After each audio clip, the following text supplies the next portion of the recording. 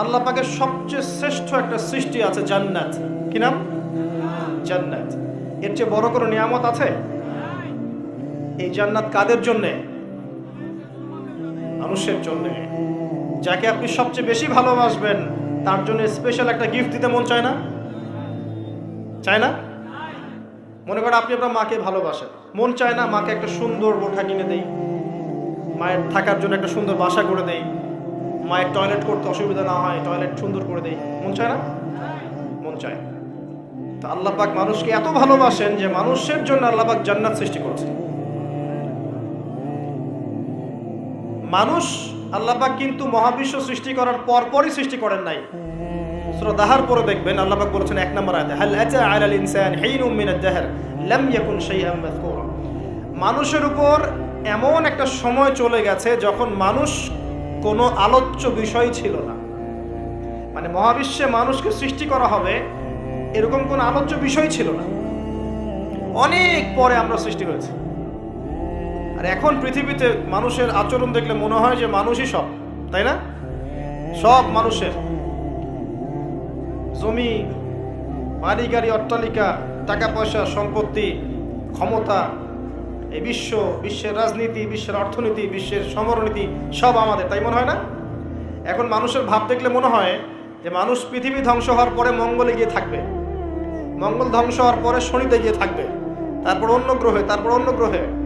এখন মানুষ বলে যে শুক্র গ্রহ আমার, মানুষ বলেছে শুক্র গ্রহ আমার। কয়দিন আগে একটা দেশ দাবি করেছে শুক্র গ্রহটা আমাদের, আরেকটা দেশ তার বিপক্ষে দাবি করেছে না ওইটা আমাদের। তো মানুষের আচরণ এখন এমন। মানুষ যে পৃথিবীতে বাস করছে এই পৃথিবী তো মানুষের না, তা মানুষের। মানুষ এসেছে এখানে কোত্থেকে?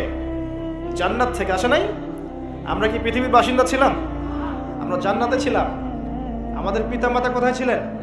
জান্নাতে। আর আমাদের আত্মাগুলো কোথায় ছিল? রুহের জগতে। এই পৃথিবীতে তো আমি এসেছি অনেক পরে, আর এখন মনে হয় সব কিছুর মালিক আমি একাই।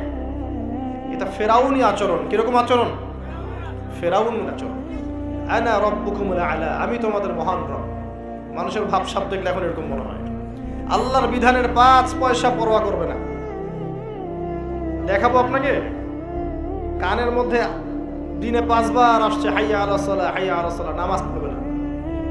একটু মূল্যায়ন করলো না আল্লাহ পাকের হুকুমের।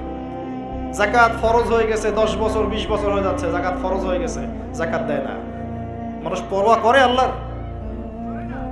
আল্লাহ বলছেন জেনার ধারের কাছেও যেও না, ও বলবে না এটা কাছে আসার গল্প।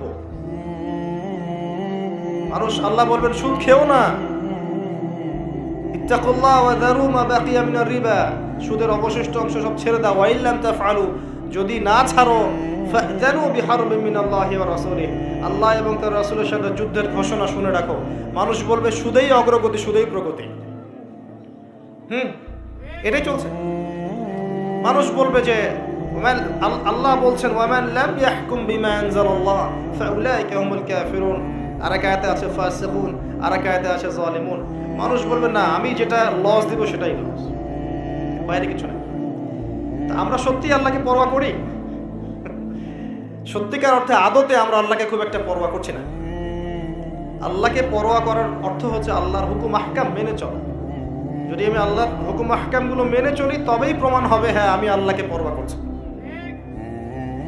আসেন, মানুষকে আল্লাহ পাক সৃষ্টি করেছেন অনেক পরে। সৃষ্টি করার ঘটনাটা আল্লাহ পাক সূরা সদের মধ্যে একটু সুন্দর করে বলেছেন, মানে অন্য অন্য ঘটনার চাইতে আরো বেশি সুন্দর করে। তা আমার মত প্রতিটাই সুন্দর, এটা আমার কাছে বেশি ভালো লাগে। কারণ এখানে আল্লাহ আরেকটা শব্দ বলেছেন যেটা অন্য জায়গায় বলেন নাই।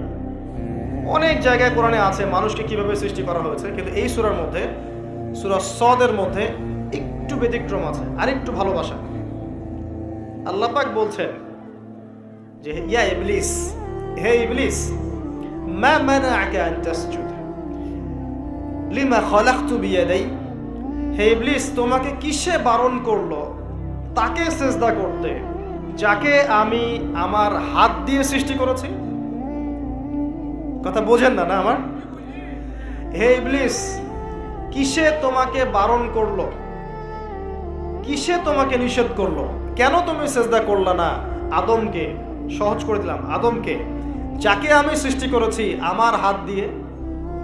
আল্লাহ পাক অন্য কোন সৃষ্টিকে এভাবে ব্যাখ্যা করেছেন যে আমি আরশকে সৃষ্টি করেছি আমার হাত দিয়ে, আমি মহাবিশ্বকে সৃষ্টি করেছি আমার হাত দিয়ে? ব্যাখ্যা করেছেন? বাকি সৃষ্টির ক্ষেত্রে আল্লাহ পাক